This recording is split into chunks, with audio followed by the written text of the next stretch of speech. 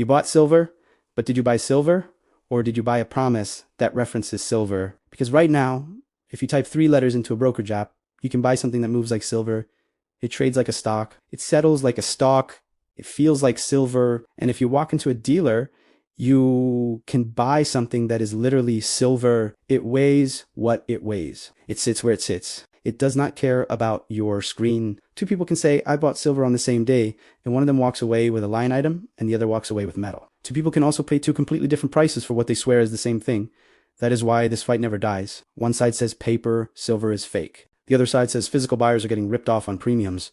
One side says the ETF is a trap. The other side says the ETF is the only sensible tool because it is liquid and cheap to trade. And then someone inevitably drops the holy grenade in the comments. If you cannot redeem your shares for bars, you do not own silver. If you have ever watched this war break out under a silver video, you already know it is not a debate. It is a religious argument dressed up as finance. So let us do the one thing that actually makes the room quiet. Let us separate emotion from structure, because the truth is, both sides are right about different things, and both sides are wrong about different things. And the reason they keep talking past each other is simple. They are arguing about 2 different markets. So if you stay to the end of this episode, you will have a clean map of what the big silver ETF actually is, what it is not, what physical actually is, what it is not, and a simple checklist that tells you which tool fits your goal without joining a tribe. And if this channel has ever helped you think more clearly in a noisy market, subscribe. These long breakdowns are built for people who want mechanism, not slogans. Also share this with one friend who screams paper is fake or premiums are a scam, because they are going to show up in your comments anyway, so you might as well send them the full map. Now, let us start with the mystery that makes everyone so angry. If silver is one element, why do people experience it like 2 different worlds? The answer is not manipulation as a first explanation. The answer is supply chain. Wholesale silver is not retail silver. They touch each other, but they do not behave the same. They do not bottleneck in the same places, and they do not price the same way when the system is under stress. This is the first truth you must hold, because without it, the entire conversation becomes a loop of pointless accusations. There is the wholesale market. This is the world of large bars, institutional settlement, vault networks, and professional trading. When this system is healthy, spreads are tight and metal can move through this system with relatively low friction. Then there is the retail market. This is the world of coins, small bars, fabrication capacity, distribution, shipping, dealer inventory risk, and a very human kind of demand. When retail buyers rush in, the bottleneck is not the existence of silver somewhere on Earth. The bottleneck is how fast you can turn wholesale metal into retail products and get them into hands, safely, profitably, and with inventory risk managed. So when you see a premium on a coin that looks insane compared to the spot price, it does not automatically mean the entire market is lying. It often means the retail pipeline is jammed. And when you see a silver ETF trade cleanly with a tight spread while people online are screaming shortage, it does not automatically mean the shortage is fake. It often means the wholesale pipeline is functioning better than the retail pipeline, at least for the kinds of bars and settlement flows that matter to professionals. This is why the debate is always emotional, because each side is staring at their own reality and assuming it is the whole market. Now let us introduce the main character in this drama. The big silver ETF people argue about is designed to give you exposure to the price of silver without requiring you to store physical metal yourself. You buy shares, and those shares are intended to reflect the value of silver held by the trust minus the ongoing costs of operating it. In other words, it is not a company that mines silver. It is not a business that makes profit by selling products. It is a structure that exists to hold silver and issue shares that trade. That is why people treat it like silver. Now, here is where the controversy starts getting real. A physical buyer hears that and says, fine, show me the silver. An ETF holder hears that and says, fine, show me the price tracking. And both are reasonable questions. So let us answer them in a way that does not require trust in my voice. In the documents, the trust describes its silver holdings as being recorded on the custodian S-books in allocated and unallocated accounts on behalf of the trust and held in major vaulting locations, including London and New York with the possibility of other authorized locations. Those words matter. Allocated, unallocated, on the books, on behalf of the trust, locations, because these are the exact words people clip, isolate, and weaponize in common wars. So let us translate them into human language. Allocated, in normal Bullion custody language, means specific bars are assigned to the account with identifying details that allow them to be listed and tracked. It is the mental picture people have when they say, there is a bar with your name on it. Unallocated, in Bullion market language, is not the same mental picture. It is a claim on a pool rather than titled to specific bars in the same sense. It is how large Bullion systems handle flows and settlement efficiently, because the real world needs flexibility to move metal and allocate it. This is where the argument ignites. The stacker here is an allocator and thinks fractional reserve, paper promises, risk. The ETF holder here is unallocated and thinks normal market plumbing, temporary state, operational convenience. So which one is it? The honest answer is that unallocated introduces a different kind of risk than holding a coin in your hand. It is not the same thing as a scam by definition. It is a different structure with different risk factors. This is why I keep saying you are choosing a tool, not joining a religion. Now, the trust also has a custodian and a trustee. In the most recent filings, the trustee is a major bank trust company, and the custodian is a major global bank acting through its London branch under an agreement governed by English law. That also matters, because the argument online often pretends the structure is a simple safe with a simple key. It is not. It is a legal and operational system that depends on contracts, oversight, and the performance of counterparties. That does not mean it is fake. It means it is not the same thing as a monster box in your closet. Now, here is the part that makes both sides uncomfortable. The documents do not read like marketing copy that says there is no risk. They explicitly list risks. And some of those risks are the exact risks stackers point to, but expressed in formal language. For example, the idea that shareholders and authorized participants have limited rights to assert claims directly against the custodian, the idea that the trust itself does not insure its silver while the custodian maintains insurance on terms it considers appropriate, the idea that the custodian is only liable under limited circumstances like negligence, fraud, or willful default, and that other events beyond control are carved out. Again, that is not a confession of fraud. It is a description of a structure, and structure is what this episode is about. Because once you understand the structure, you stop yelling at strangers and you start choosing the right tool for your goal. Now, let us address the most famous visual object in this entire drama, the bar list. People will tell you the bar list proves everything. People will tell you the bar list proves nothing. Both are exaggerated. A bar list is an inventory style reporting of bars associated with the trust's holdings, typically including identifiers like refiner, bar number, weight, and sometimes other details. It is a transparency feature that gives you something you can look at besides a chart, but a bar list is not a magical force field. It does not eliminate all risk, and it does not automatically mean you personally can walk into a vault and touch your exact bar. So what does it do? It gives a level of visibility into the claimed holdings and their form. It tells you the trust is not describing its exposure as a purely synthetic instrument. It is presenting itself as backed by physical silver held through a custody arrangement. That matters. But it does not answer the question the physical buyer actually cares about, which is the question of control and possession.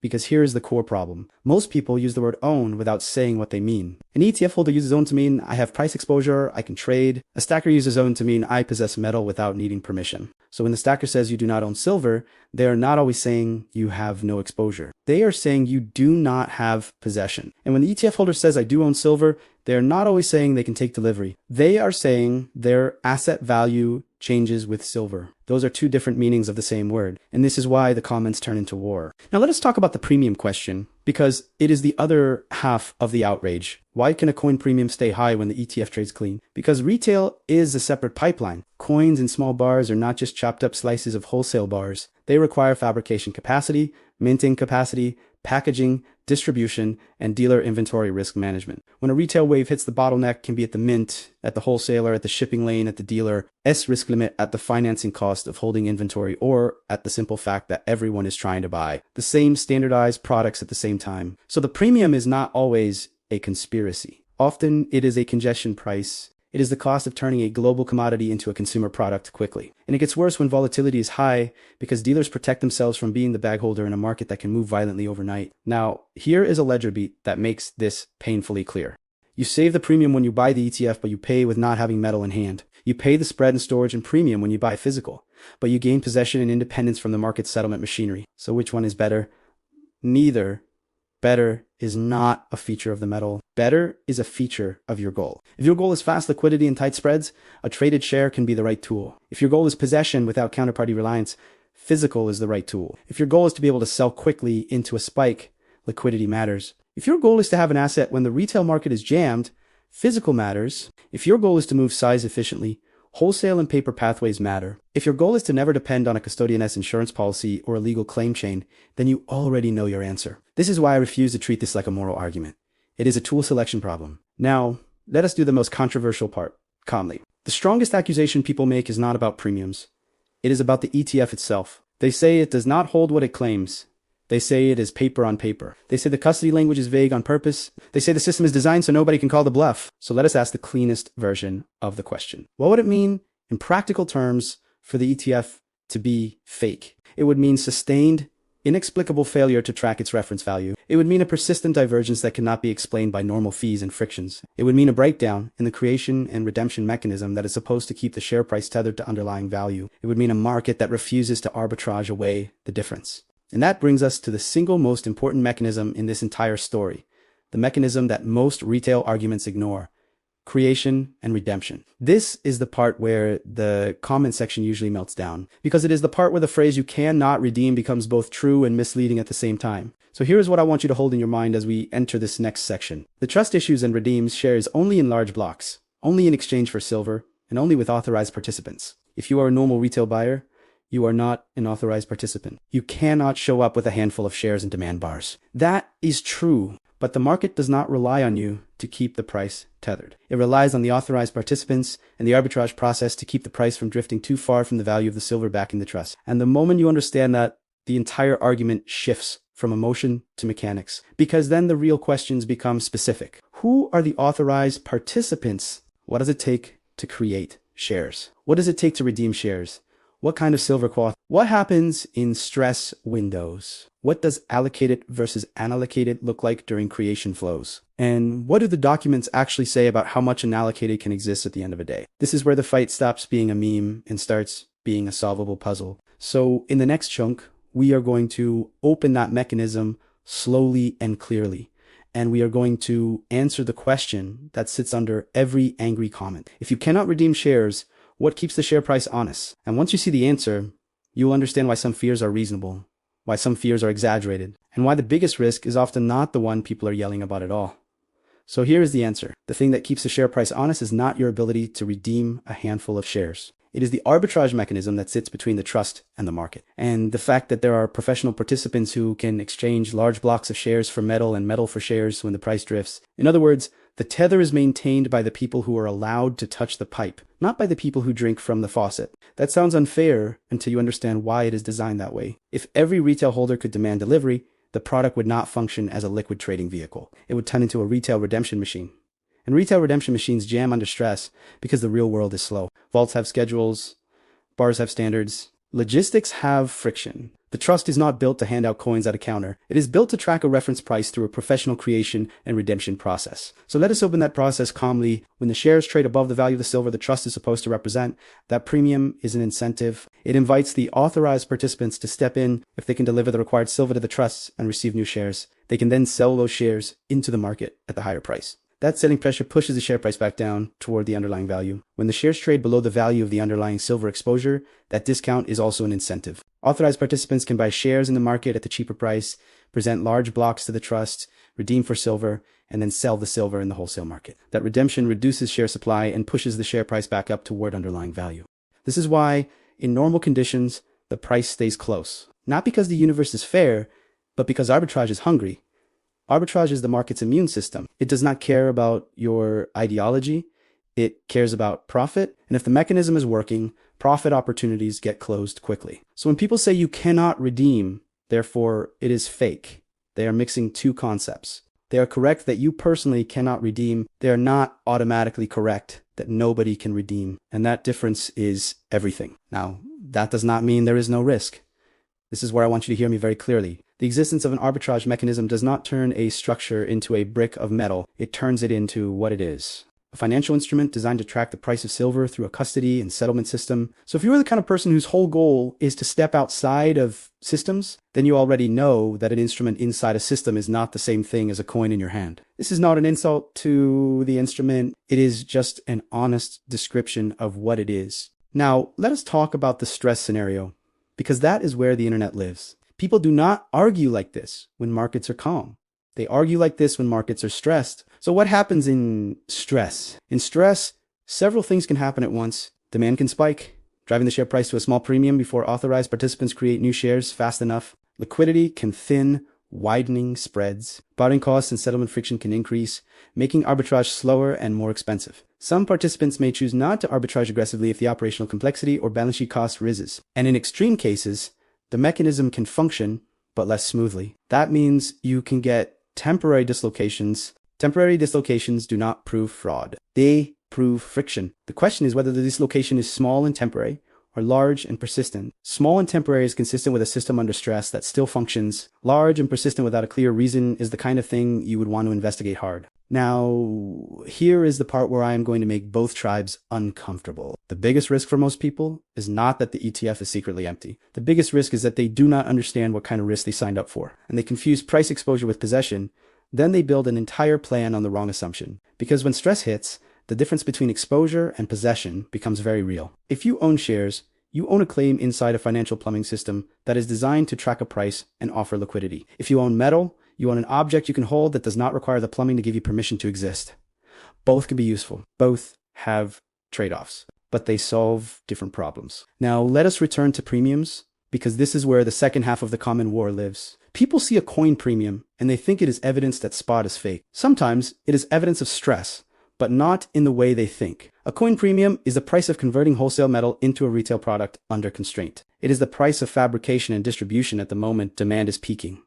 It is also the price of dealer risk. Dealers are not charities. They have to hold inventory, finance inventory, hedge inventory, ship inventory, and survive volatility that can rip their face off overnight. When volatility is high and demand is frantic, dealers widen spreads and raise premiums because they are protecting their business from being the person who sold too cheaply into a move they cannot replace. So yes, premiums can spike even when wholesale bars exist, because the bottleneck is not the existence of silver. It is the conversion pipeline. That is why you can have a world where the ETF tracks cleanly and retail premiums are still painful. You are watching two different bottlenecks. Now, let us address the sentence that always shows up. If the ETF is truly backed, why can I not just redeem? Because you are not the operational target customer. The product is structured around large-scale creation and redemption by authorized participants. That limitation is not hidden. It is a feature of the design. The design is optimized for liquidity, not personal delivery. So if your goal is personal delivery, do not use a tool optimized for liquidity and then get angry that it is liquid. And if your goal is liquidity, do not use a tool optimized for personal delivery and then get angry that it has premiums and spreads. This is what I mean when I say you are choosing a tool,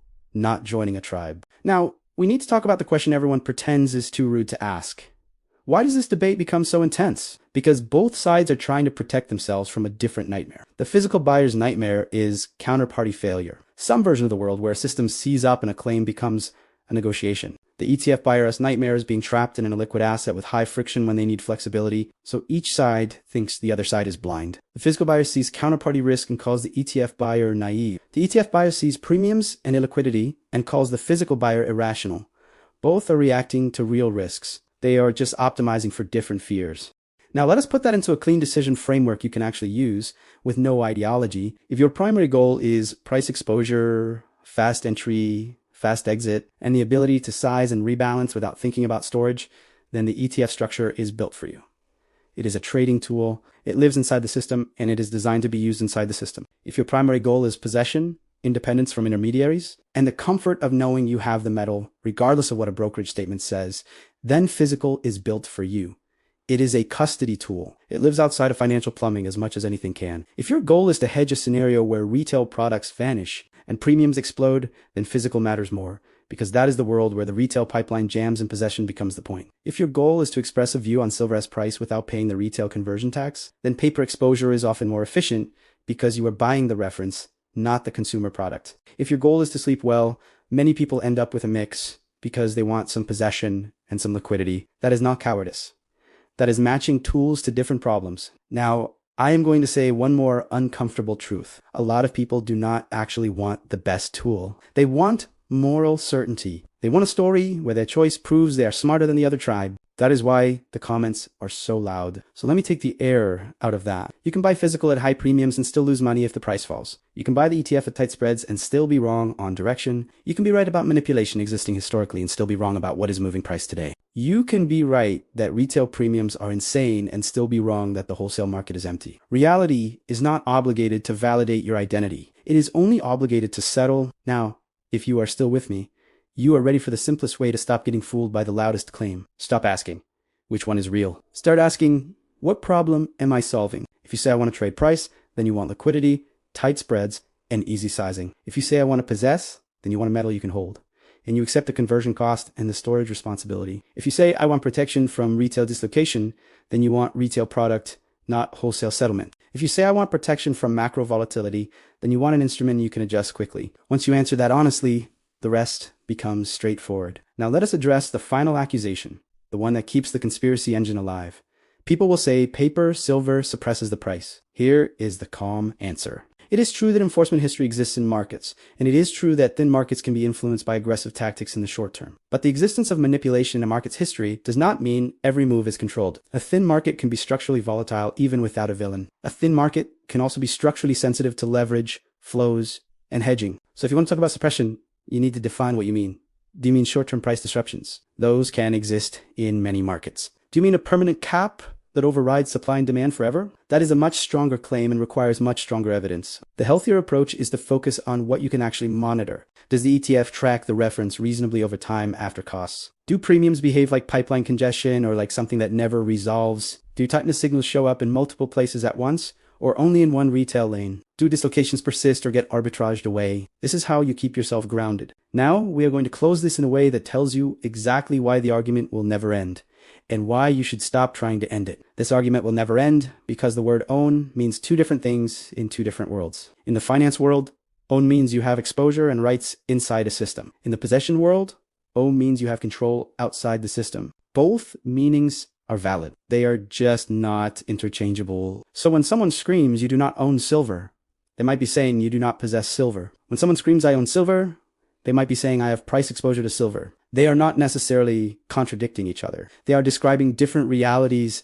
And once you see that, the debate stops being a war and becomes a simple choice. A choice that depends on your goal. Now, if you got value from this, subscribe, because we are going to keep doing this, taking the loudest commodity arguments and replacing them with clean mechanism. And share this with one friend who fights about SLV and physical like it is a religion. Because the fastest way to calm a room is to define the problem correctly. And now I want to invite the comments, because this episode is designed to settle the argument with structure, not to avoid the argument. If you had to choose only one for the next year, would you choose the silver ETF or physical metal? And what problem are you trying to solve with that choice? If you hold physical, what premium did you pay, and was it worth it to you? If you hold the ETF, what would have to happen for you to lose confidence in the structure? And if you think both sides are missing the real risk, tell me what you think the real risk is, because that is where the next episode should go. Because silver is not just a metal. It is two markets, two definitions of ownership, and one endless argument that will never die. Unless you stop arguing about ideology and start choosing tools like an adult,